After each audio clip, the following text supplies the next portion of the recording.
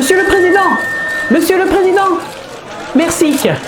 Pensez-vous qu'en 2026, il est encore pertinent pour la population française de jouer à des jeux vidéo rétro?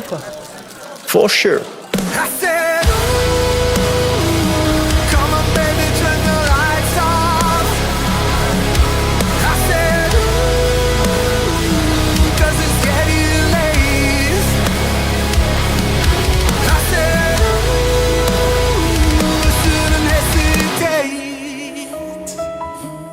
Salut tout le monde et bienvenue dans cette deuxième partie.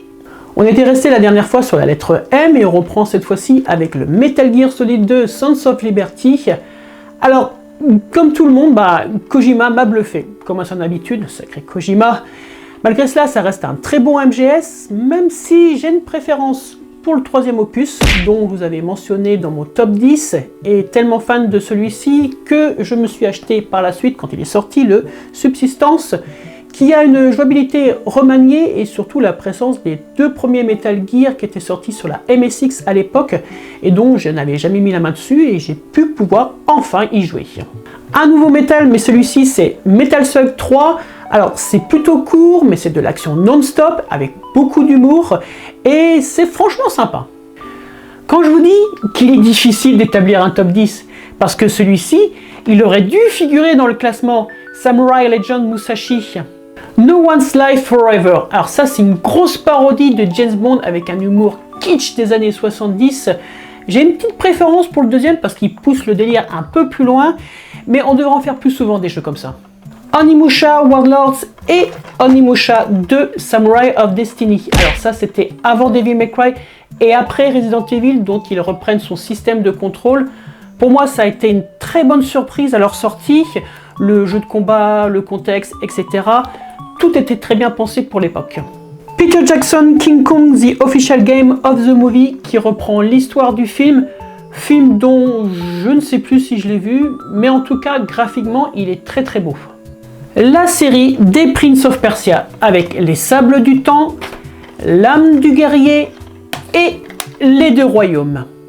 Les Sables du Temps avec ses phases de plateforme où l'on pouvait courir sur les murs, les combats fluides, je dirais presque chorégraphiés, et le fait de pouvoir remonter le temps pour revenir en arrière dans une action, ça c'était une claque, si bien que le deuxième, l'âme du guerrier, c'était une pure merveille. Arrivé au troisième, même si c'était pour conclure l'histoire, il était temps d'arrêter la franchise et de trouver quelque chose de nouveau. Il y avait de bonnes idées, mais ça s'est soufflé. Project Snowblind, j'ai appris une chose que je ne savais pas à l'époque quand j'ai joué pour la première fois sur PC. Deus Ex Clan Wars, est-ce que ça vous parle? Eh bien, il faut savoir que ce jeu était initialement prévu comme un spin-off dans l'univers cyberpunk nano-modification de la série Deus Ex, mais il a évolué vers sa propre identité et est devenu un FPS futuriste assez original. Il doit être ici. Le voilà. Le Project Snowblind sur version PC. Voilà, encore un jeu qui aurait dû figurer dans le top 10. Psychonauts, un jeu tellement atypique et créatif. Ah, mes petits Ratchet & Clank, une série tellement chère à mon cœur. Et il ne faut pas oublier Ratchet Gladiator. Alors celui-ci, contrairement aux autres, je n'y ai pas mis la main dessus à sa sortie, c'est bien plus tard en 2019 que j'y ai joué. Rayman 3 en version Platinum. Alors, ça fait un moment que la série est passée en 3D, c'est toujours bourré d'humour, mais la première fois que j'ai joué à ce Rayman 3, c'était aussi sur PC, et quand j'y ai rejoué, là, sur la version PlayStation 2, excusez-moi l'expression, mais j'ai trouvé la caméra, elle était dégueulasse. Je sais pas si c'est qu'à moi que ça a fait ça, ou si vous aussi vous avez trouvé que le contrôle de la caméra, elle était pourrie par moments. Ouf. Vous connaissez bien sûr Red Dead Redemption et le deuxième, et bien voici le premier de la série qui est sorti uniquement sur console, Red Dead Revolver. Alors celui-ci n'est pas en monde ouvert et n'est que en couloir et avec un côté plutôt arcade, mais il a posé les bases de ce qu'allait devenir l'une des plus grandes franchises du jeu vidéo. Join the Rebellion avec Red Faction, le premier jeu que j'ai acquis sur la console, une grosse surprise et une grosse claque pour son ambiance rébellion sur Mars et surtout pour son moteur qui permettait de détruire le décor. wow à ce moment-là. Le deuxième opus se passe cette fois-ci sur Terre et il est bien en dessous du premier. Dommage. Resident Evil Code Veronica X, c'est le deuxième jeu que j'ai acquis sur la PlayStation 2 après le Red Faction.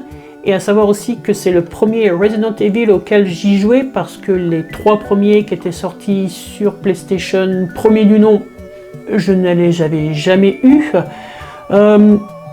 C'était acheté par mon père à Noël en 2001. Je sais pas pourquoi il me l'avait pris, parce qu'on parlait régulièrement de jeux vidéo, il savait aussi mes goûts. Pourquoi celui-là et plus qu'un autre? Je sais pas. J'aurais dû lui poser la question. Bon, évidemment, là, il n'y a pas photo. Je ne dirai rien de plus sur Shadow of Colossus. Shadow of Memories, ce jeu est sorti en 2000 et j'y ai joué récemment, lui aussi, en 2023. Je m'attendais à quelque chose d'un peu vieillot, mais non, en réalité, j'ai été totalement surpris par ce Shadow of Memories. La possibilité de pouvoir modifier l'histoire et le scénario dans le jeu, j'ai trouvé ça super génial. Cette grosse boîte ici présente inclut un casque à reconnaissance vocale ainsi que le jeu SOCOM, un jeu que j'ai jamais fini car dans les missions suivantes je passais mon temps qu'à me faire détecter et ça m'énervait. Je devais pas être bon en infiltration à gérer une équipe en vocal, non. Soul Calibur 2 and 3, le 2 et le 3. Alors à la base je suis pas un vrai aficionado des jeux de combat, mais les Soul Calibur, j'avoue qu'ils sont très prenants du fait que l'on combat principalement avec des armes et ça les rend plus tactiques je trouve. Le Soul Calibur 2, j'ai hésité à le mettre dans le top 10 celui-là aussi. Soul River 2 est le retour gagnant de Raziel dans la série de Legacy of Kain. Alors on continue l'histoire complexe qu'on avait commencé dans le premier, on améliore les graphismes et on introduit des puzzles ingénieux et pertinents, toujours un plaisir. Celui-là, j'ai hésité, il était aussi à 2 doigts faire partie du top 10 parce que je trouve que c'est une petite pépite oubliée, The Mark of Cree. Dites-moi en commentaire qui y a joué. J'ai ici la série des Tomb Raider avec l'Ange des Ténèbres et la Descente aux Enfers pour le développeur Core Design.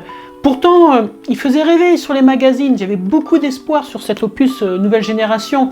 Mais bon, on connaît le développement chaotique qu'il a eu ce jeu, vraiment dommage.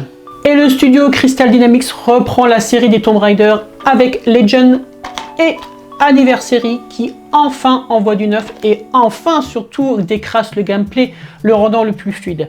Sur cette série des Tomb Raider sur PlayStation 2, eh bien mon petit coup de cœur, celui que je préfère le plus, c'est bien entendu le Anniversary.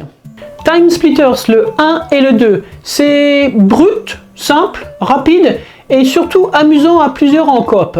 Ensuite, ici, le pack de la série des Splinter Cell avec le premier du nom, le Pandora Tomorrow, Chaos Theory, ainsi que Double Agent.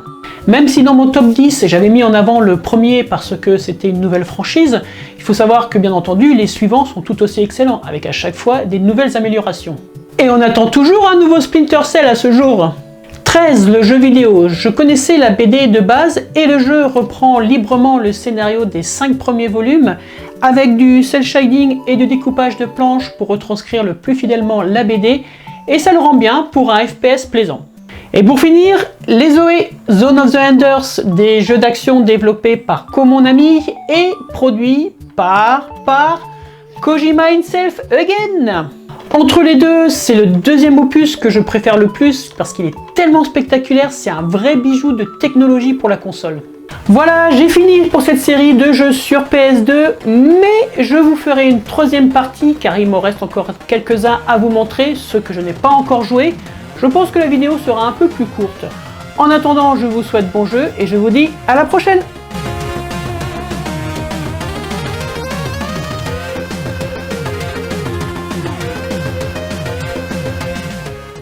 Samurai. Comment ça me mélangeait?